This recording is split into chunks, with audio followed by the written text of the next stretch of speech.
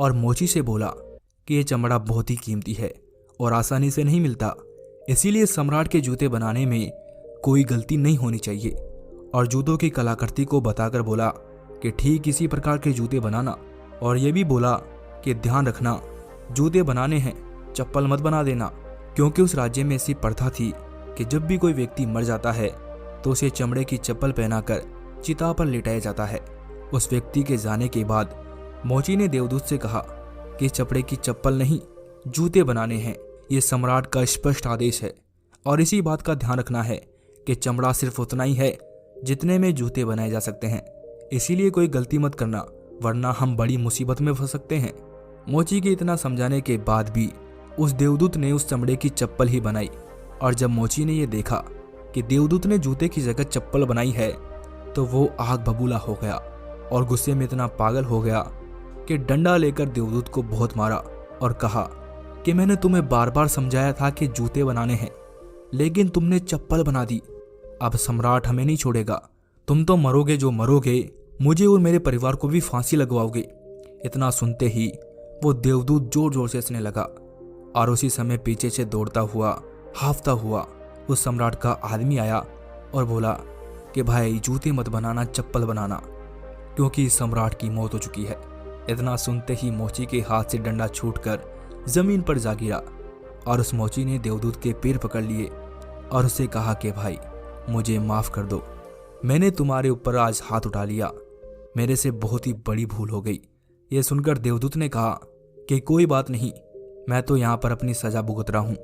देवदूत की यह बात सुनकर मोची ने कहा कि कौन सी सजा, और मैंने तुम्हारे को इतना मारा उसके बाद भी तुम हंस क्यों रहे हो। फिर देवदूत ने उस मोची से कहा कि जब मैं 3 बार हंस लूंगा तब मैं तुम्हें अपना सब कुछ बता दूंगा, अभी मैं कुछ भी नहीं बता सकता। इस संसार में मनुष्य उन्हीं चीजों के पीछे भागता है जिसकी उसे जरूरत ही नहीं है। भविष्य अज्ञात है, उसे कोई नहीं जान सकता कि आगे क्या होने वाला है। उसे सिर्फ और सिर्फ परमात्मा जान सकते हैं कि आगे क्या होने वाला है। जबकि मनुष्य अपने अतीत के अनुभव के अनुसार निर्णय लेता है और सोचता है कि पिछली बार मेरे साथ ऐसा हुआ था तो अब की बार भी मेरे साथ ऐसा ही होगा, जबकि आगे क्या होगा किसी को कोई पता नहीं। सम्राट जिंदा था तो उसे जूते चाहिए थे और अब वो मर गया तो उसे चप्पल चाहिए।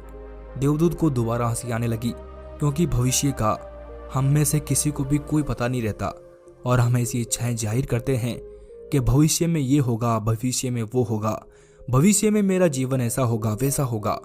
और जो हम भविष्य को लेकर सोचते हैं वो बिल्कुल व्यर्थ होता है। हम सोचते हैं कि ये घटेगा, लेकिन वो कभी नहीं घटता, क्योंकि कुछ और ही घटना तय होता है।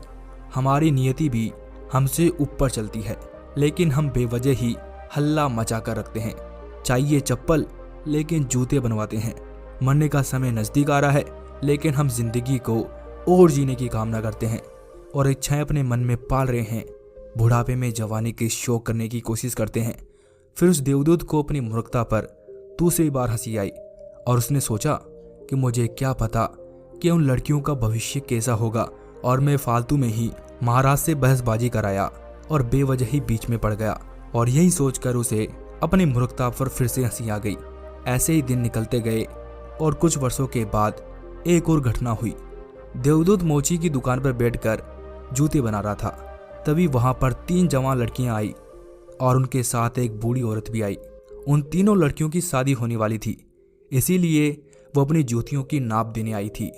जब देवदूत ने उन तीनों लड़कियों को आता देखा तो वो उन्हें देखकर ही पहचान गया कि ये तो वही लड़कियां हैं जिन्हें वो मर्द माँ के पास छोड़कर आया था, और इन्हीं के कारण वो आज इस संसार में सजा भुगत रहा है। जब देवदूत ने उन लड़कियों की हालत देखी तो उनकी हालत देखकर लगा कि ये तो किसी बड़े घराने की लड़कियां हैं, और वो तीनों लड़कियां बहुत ही सुंदर लग रही थी। फिर देवदूत ने उन लड़कियों से पूछा कि तुम्हारे साथ ये बूढ़ी औरत कौन है। देवदूत की बात सुनकर बूढ़ी औरत ने जवाब दिया कि ये मेरे पड़ोसन की लड़कियां हैं। बचपन में ही इनकी माँ मर गई थी और ये बेचारी बहुत गरीब थी। इनके पास खाने को भी कुछ नहीं था। इसकी माँ के पास तो इनको पिलाने के लिए दूध भी नहीं था। इनकी माँ तो इन्हें दूध पिलाते पिलाते ही मर गई और मेरे कोई औलाद नहीं थी, इसीलिए मैंने इन तीनों बच्चियों को अपनी औलाद की तरह पाला और अब इनका विवाह एक सम्राट के घर होने जा रहा है। देवदूत उस बूढ़ी अम्मा की बात सुनकर पूछने लगा कि अगर इनकी माँ जिंदा होती तो ये तीनों बच्चियां भयानक गरीबी और भुखमरी में पली बड़ी होती और इनका विवाह कभी भी धनी परिवार में नहीं होता और न ही इस बूढ़ी औरत की सारी